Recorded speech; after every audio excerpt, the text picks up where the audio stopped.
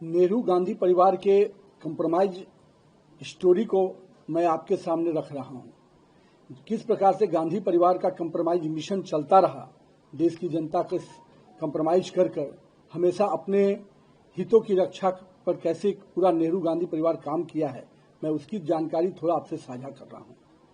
एक समय था जब नेहरू जी ने खुद कहा था कि 45 करोड़ जनता मेरे लिए लायबिलिटी है। इस एक प्रधानमंत्री के रूप में ये शब्द कितना बड़ा धोखा है देश की जनता के साथ, और उनका किस प्रकार से संबंध रहा विदेशी ताकतों के साथ वो हम सबको ही जानते हैं। और अभी के जो बब्बर शेर बन रहे हैं, राहुल को भी आपने देखा है कि किस प्रकार से विदेशी शक्तियों के कठपुतली बनकर वो काम करते हैं। ये जो पूरा कांग्रेस परिवार का कंप्रोमाइज मिशन रहा है, इसके कुछ अंश आपके सामने रख रहा हूं। इतिहास गवाह है कि नेहरू जी के सचिवालय CIA और अन्य विदेशी एजेंसियों के लिए किस प्रकार खुली किताब के रूप में था। 1954 में नेहरू ने किस प्रकार से बिना किसी रिवाज के तिब्बत में भारत के अधिकार को चीन को सौंप दिया, ये हम सबको जानते हैं। पंचशील की आड़ में किस प्रकार से अक्साई चीन का कब्जा मान लिया गया। यूनाइटेड नेशन सिक्योरिटी काउंसिल में किस प्रकार से पत्र लिखकर चीन को स्थायी सीट देने की वकालत की गई, ये हम सब ने देखा है नेहरू का कंप्रोमाइज मिशन। अब आते हैं माननीय इंदिरा गांधी जी के पर, जिन्होंने लगातार एक बड़ी छवि बनाई थी, लेकिन हम सबको ध्यान में है कि अमेरिकी राजदूत मोहिना ने माना था कि CIA ने कांग्रेस को चुनाव में प्रचार करने के लिए पैसा दिया। शिमला समझौता, जिसमें 93,000 पाकिस्तानी सैनिक को बिना PO के कब्जा लिए हुए छोड़ देना, आखिर किस कंप्रोमाइज मिशन के तहत ये किया गया। राजनीतिक रूप से कच्चा टीपू जो है श्रीलंका का, उसको किस प्रकार से उपहार स्वरूप श्रीलंका को दे देना इंदिरा गांधी के कंप्रोमाइज मिशन की स्टोरी बताता है। आइए राजीव गांधी के कंप्रोमाइज मिशन को देखेंगे तो आप देख सकते हैं कि रक्षा सेवा में किस प्रकार से अपने उस डील को पर्सनल बैंक अकाउंट को मजबूत करने का माध्यम बनाया गया। बोफोर्स घोटाले में स्वीडिश जांच के लिए किस प्रकार से उसको रोकते हुए अपने मित्र के लिए कोटोरोची को बचाने का किस प्रकार से प्रयास किया गया।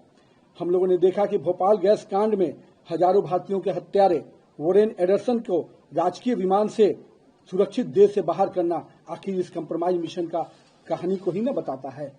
और इसके बाद सोनिया गांधी जी का, जिनका पूरा राजनीतिक अगर आप देख सकते हैं तो 2004 से 14 के बीच में नेशनल एडवाइजरी काउंसिल के माध्यम से सुपर PM बनकर समांतर सरकार और कैबिनेट का संचालन करना निश्चित रूप से कंप्रोमाइज PM का मिशन जो कांग्रेस का था उसको पूरा कर रही थी।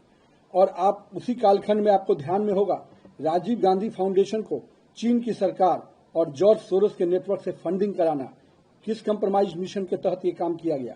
चीनी कम्युनिस्ट पार्टी के साथ कौन सा गुप्त समझौता किया गया, निश्चित रूप से ये उनके कंप्रोमाइज मिशन की झलक है। अब आते हैं जो निगेटिव पॉलिटिक्स के पोस्टर बॉय हैं, राहुल गांधी जी 247 से अधिक विदेशी यात्राएं किए, पर उनमें से अधिकांश यात्राओं को सुरक्षा एजेंसियों को उसकी जानकारी नहीं देना, आखिर किस कंप्रोमाइज मिशन के तहत हो रहा था। विदेश जाकर भारत विरोधी इल्हान अमर और सोरस जैसे करीबियों से मिलना और उनके इशारे पर भारत में ओछी राजनीति करना, ये किस मिशन के तहत हो रहा था। हम लोगों ने देखा था लद्दाख के सेंसिटिव बॉर्डर एरिया में भी किस प्रकार से शाकिर मेराली जैसे विदेशी नागरिकों के साथ घूमना, जिसका पूरा कैरियर सोरोस समर्थित पूंजीपतियों के जो चीनी और पाकिस्तानी एजेंसियों का पैसा देने का काम करता है, उन एजेंसियों के साथ जिसका मिली भगत है, उसके लिए आप काम कर रहे थे।